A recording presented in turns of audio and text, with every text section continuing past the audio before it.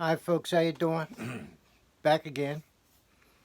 I thought I'd talk about natural law,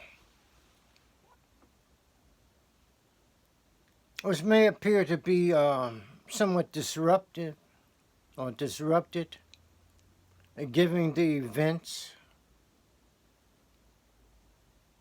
in the world today, such as global warming, the storms, the fires, etc.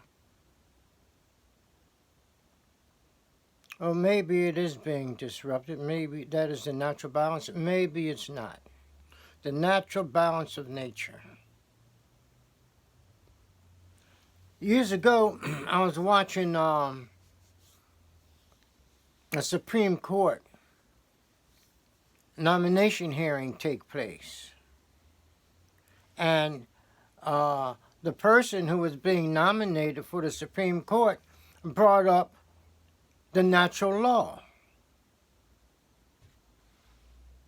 And, well, I didn't think much about it then, but years later I did, you know.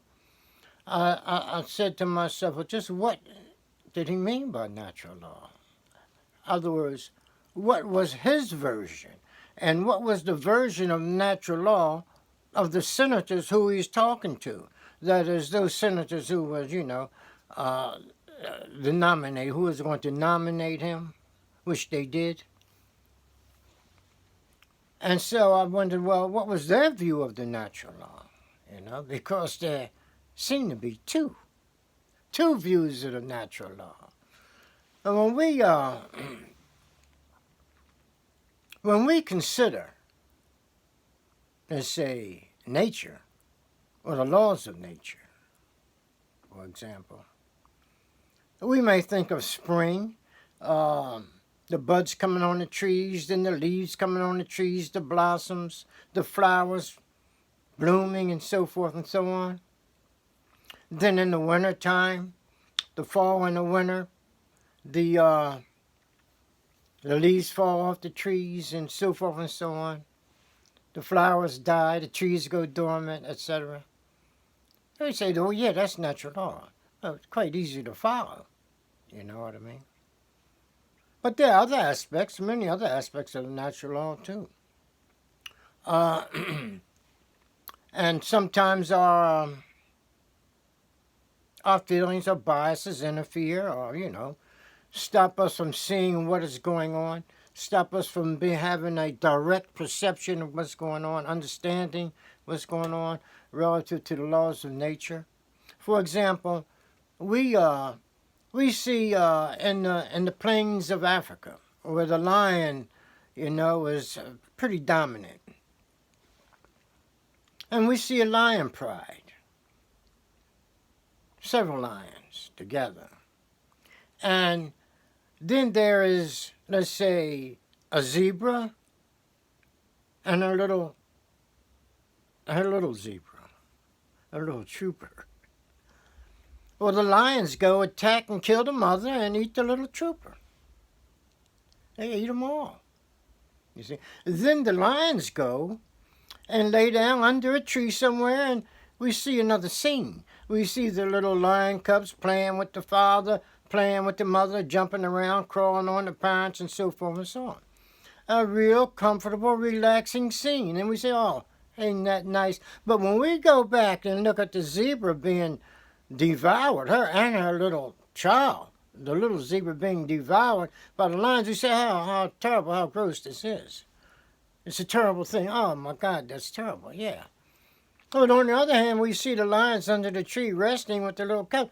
Oh, so beautiful, Well, both of these are examples of natural law.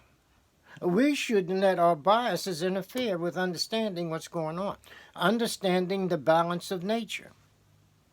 We have to keep our feelings, our biases, our likes and our dislikes out of it if we want a clear view of what's going on.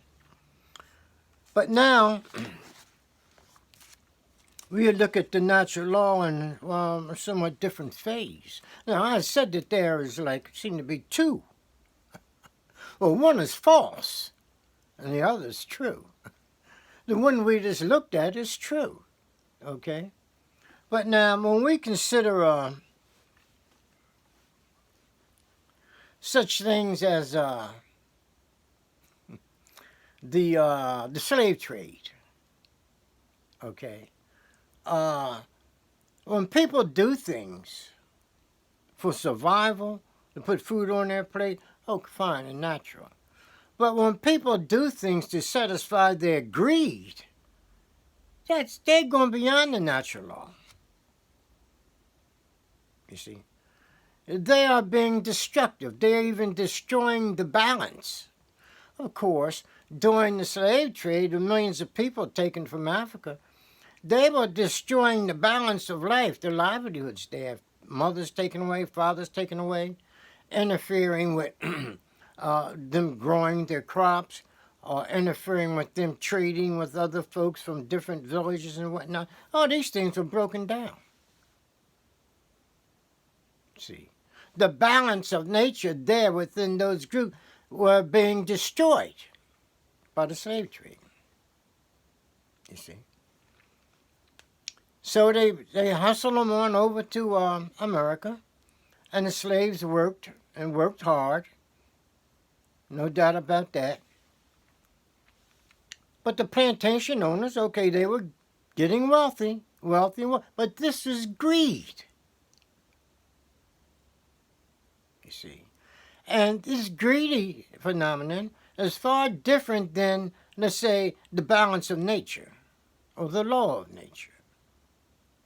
The law of nature demands a balance. You see. The Native Americans, they were wiped out. 66 million buffalo were wiped out. That was just stupidity. Supposedly to starve the Indians. Well, I guess they did starve some of them. But to kill 66 million buffalo in the American plains? That's destroying the balance of nature. Okay? So now we have, thousands of years ago, 10,000 years, you can go way back, there was commerce between the East African countries such as Kenya and Ethiopia, probably Tanzania. These countries had commercial routes, okay, here in East Africa, going over to places like Japan, China, India, and Persia, etc. They traded with these countries for years, for many, many years. But then the Portuguese come on the scene. Now they got a big boat, and they got cannons on the boat and muskets in the boat. They would piratize. They would stop ships sailing this commercial route between Africa and Asia and take all their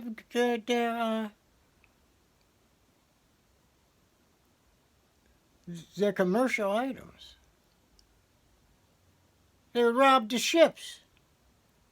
And this went on for a while until eventually this trade, this commerce between Africa and those Asian countries had to stop. The people was just losing money. They'd go broke.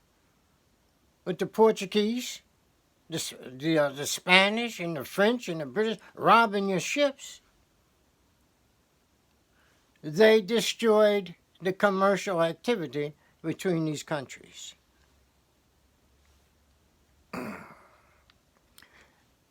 For greed, they could have traded with these countries and made money, you see. But no, they decided to rob them. This is what you call half knowledge, you see. So we see that now that these shipping lanes were destroyed. The balance was destroyed. The commercial balance going on between these countries were destroyed. That's not natural law. That's greed. corruption, outright robbery. That's what that was. You see, natural law maintains balance.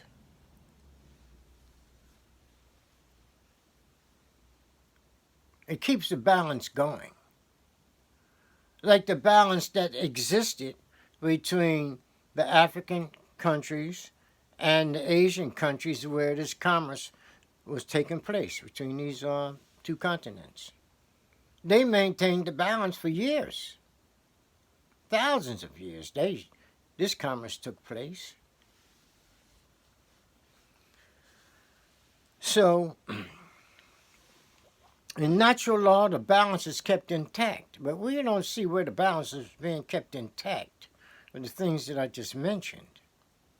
Because those who came forth and disrupted the balance came forth with half knowledge. You see, they came forth to satisfy greed. And that's it. But now, there's a catch to all of this, you know. I mean, as we look at it, there's no justification, really, for the things that happened that I just mentioned. You see. But it was terrible. But then there comes a concept of dissolution and creative evolution. This means that when something is destroyed, something grows in its place. That's the evolution aspect. So, even religious scriptures tells us of these things. For example, in the Christian tradition, Jesus said there must be a death in order for there to be a life. You have to give something up in order for there to be, let's say, life.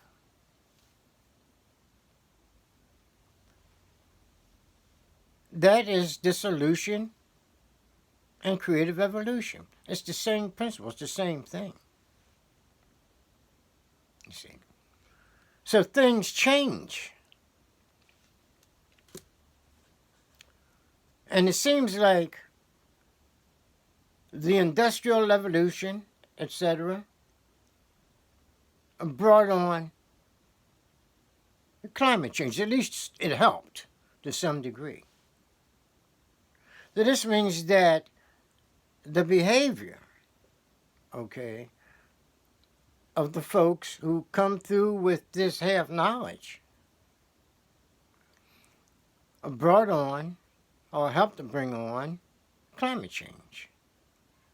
And now it seems like the whole world is suffering due to at least the threat of potential damage due to climate change is with us.